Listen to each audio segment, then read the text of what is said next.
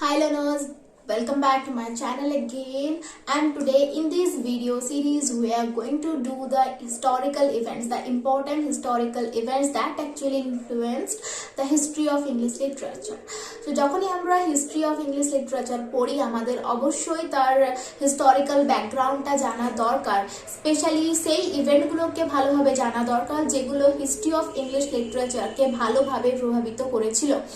তো আমরা আজকে ডিসকাস করব Chaucerian period and the important historical events of Chaucerian period.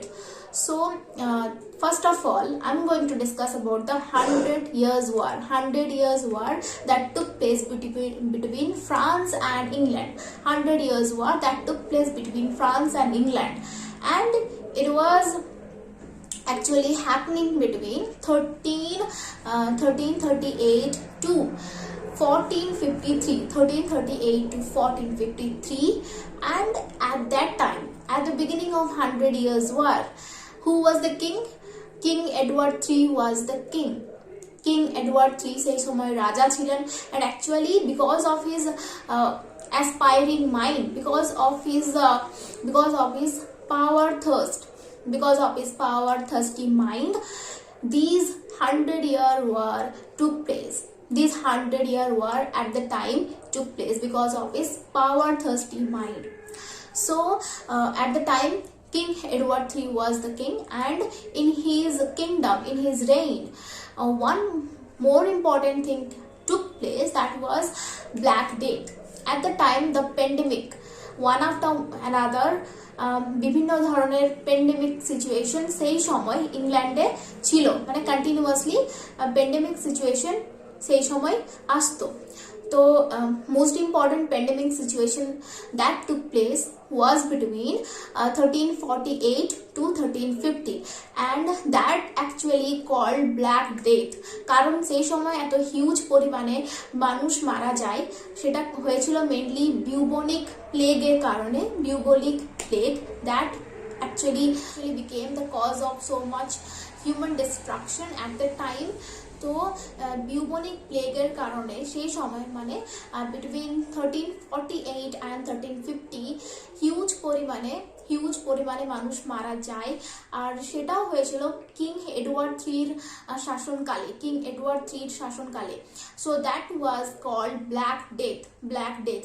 তারপর পরবর্তীকালেও বিভিন্নভাবে আর কি সেই প্যান্ডেমিকটা ঘুরে ফিরে আসে, আর এই প্যান্ডেমিকের একটা মোস্ট ইম্পর্টেন্ট আমরা যদি ইভেন্ট দেখতে যাই তাহলে আমাদেরকে মেনশন করতে হবে 1377 যখন চসারের একজন রিলেটিভ মারা যান, and she was actually Chaucer's wife's sister. So চসারের ওয়াইফের সিস্টার যখন সেই প্লেগের মধ্যে মারা যান, আর Chaucer wrote a work dedicating her, and the work was the Book of the Duchess, very famous work. So Book of the Duchess was actually written about Chaucer's wife's sister, and she was the wife of John of Gaunt. তো 100 Years' War আর black death এই দুটোর পর আরো যে ইভেন্টটা আমি mention করব সেটা হচ্ছে লোলার্ডস movement. So Lollards movements actually a kind of religious movement. So at that time, natives were really unable to understand that what the priests were preaching them, what the priests were telling them. So it was really very uncomfortable kind of situation. So সেই সময় সিচুয়েশনটা একটু uncomfortable ছিল নেটিভসদের কাছে, কারণ তারা এতটা educated ছিল না, তো তারা ল্যাটিন জানতো না। তো সেই কারণে প্রিস্টরা তাদেরকে কি বলছে বা তাদের বাইবেলে অ্যাকচুয়ালি কি লেখা আছে সেটা তাদের পক্ষে জানা খুব মুশকিল ছিল। তো সেই সময় আর কি ক্লার্জি যারা ছিল তারা অনেক বেশি কোরাপ্টেড হয়ে যাচ্ছিল, মানে ধীরে ধীরে ক্লার্জিরা খুব বেশি কোরাপ্টেড হচ্ছিল। তো এই সমস্ত কারণে লোলার্ডস মুভমেন্ট হয়েছিল। লোলার্ডস মুভমেন্ট বলতে the main proponent of the movement was Wycliffe, person to write down the Bible in native tongue. So Wycliffe was the first person to write down the Bible in native native tongue so that the natives can understand their religion. Wycliffe প্রথম মানুষ যিনি native tongue that is native ইংলিশে Bible translate করেছিলেন। এবং তার অনুগামীদের বলা হয় লোলার্ড, যারা কি করতেন, তারা হচ্ছে সমস্ত কন্টিনেন্টে ছড়িয়ে যাচ্ছিলেন, যাতে করে কি হয়, ওয়াইক্লিফের যে ধারণা, ওয়াইক্লিফের চিন্তাধারা, ওয়াইক্লিফের বাইবেল তারা সমস্ত জায়গায় ছড়িয়ে দিচ্ছিলেন, যাতে করে বাকি সমস্ত কন্টিনেন্টের নেটিভরা, সমস্ত কন্টিনেন্টের মানুষরা যাতে করে রিলিজিয়নকে, তাদের নিজস্ব রিলিজিয়নকে ভালোভাবে বুঝতে পারে, যাতে করে কমিউনিকেশনটা বাধা হয়ে না দাঁড়ায়। সেই জন্য সে ট্রান্সলেটেড বাইবেলকে গোটা কন্টিনেন্টে ছড়িয়ে দেওয়ার একটা প্রচেষ্টা চলছিল সেই সময়। আর সেই প্রচেষ্টাটা হচ্ছিল কার নেতৃত্বে? ওয়াইক্লিফের নেতৃত্বে। তো এইটা হচ্ছে আমাদের রিফরমেশন মুভমেন্টের একটা বিগিনিং। রিফরমেশন মুভমেন্ট কি বা কিভাবে হয়েছিল সেটা নিয়ে আমি পরবর্তীকালে ভিডিও আনছি, সো স্টে টিউনড। এরপর নেক্সট যে ইম্পর্টেন্ট ইভেন্টটা হয়েছিল সেটা হচ্ছে পিসেন্টস রিভল্ট হয়েছিল 1381-এ। পিসেন্টস রিভল্ট, সেই সময় আমাদের কিং ছিলেন Richard two. So by the way আমাদের ওই লোলাস মুভমেন্ট চলাকালীনও আমাদের রাজা ছিলেন রিচার্ড টু, রিভল্ট চলাকালীনও রাজা ছিলেন Richard two. So Richard two was the king. আর রিচার্ড টু কাইন্ড অফ একটু ব্রুটাল টাইপের কিং ছিলেন। It was a brutal king. 1377, 1379 and 1380 এই সময় 3বার পোল ট্যাক্স তা সাধারণ মানুষের উপর লাগু করা হয়। আর এই পোল ট্যাক্স ছিল খুব বেশি oppressive. That's why people were really in a bad condition। আর পিসেন্ট, সাধারণ মানুষরা সেই সময় তারা রিভল্ট করে, সেই সময় তারা বিদ্রোহ করে।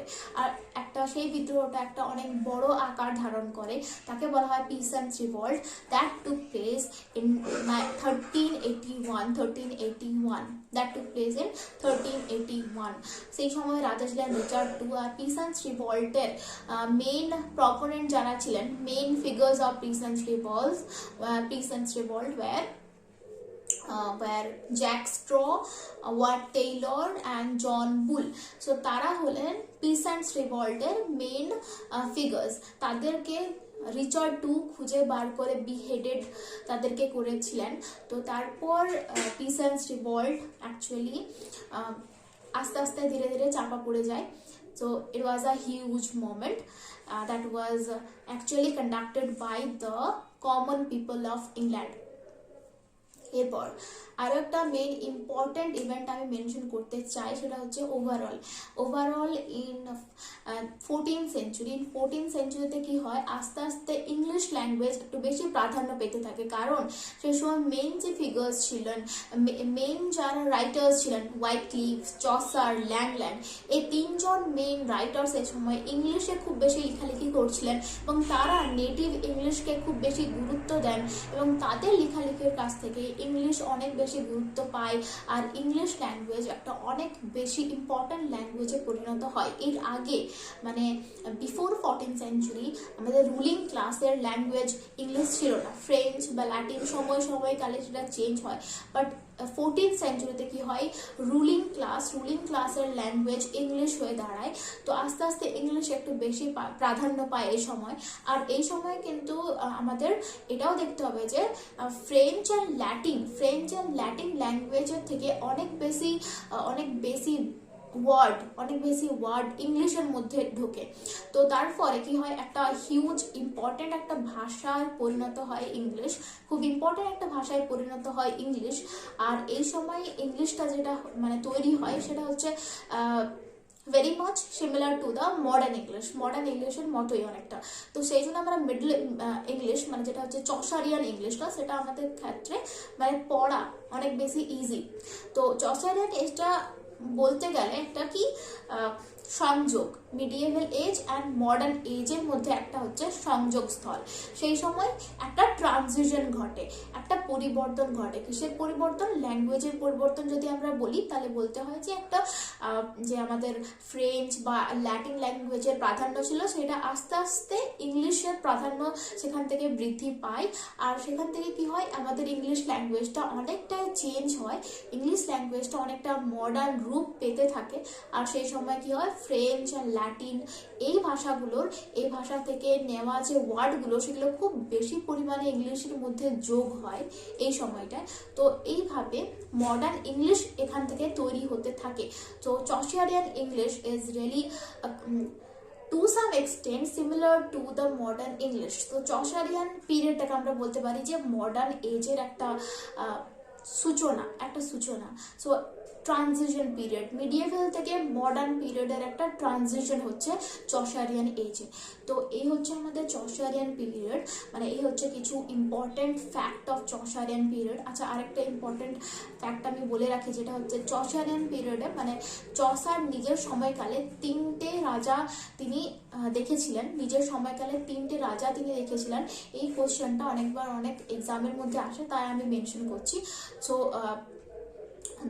all the three monarchs are as we have discussed that the first of them was who was the first? Edward III first, তারপর যিনি আসেন তিনি হচ্ছেন Richard II, then after that Henry IV। এই Henry IV actually elected king, he was a elected king, পার্লামেন্টের দ্বারা তাকে elect করা হয় Henry IV কে। Henry IV was actually the son of John of গাউন্টের ছেলে ছিলেন হেনরি IV। তো John of Gaunt was relative of Chaucer. আমি আগেই মেনশন করলাম যে চসারের ওয়াইফের সিস্টার যিনি ছিলেন তার বিয়ে হয়েছিল জন অফ গাউন্টের সাথে। So John of Gaunt was really relative of Chaucer. So এইভাবে আমরা বলতে পারি যে হেনরি IV মানে জন অফ গাউন্টের ছেলে Henry IV, he was also relative of Chaucer.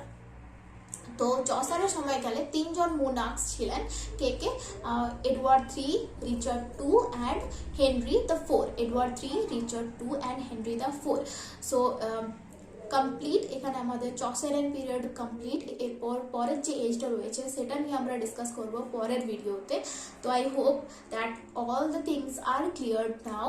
আমার হিস্টোরিক্যাল ব্যাকগ্রাউন্ডগুলো, হিস্টোরিক্যাল ইভেন্টগুলো অবশ্যই মনে রাখা দরকার, so that we can interpret the history of English literature properly.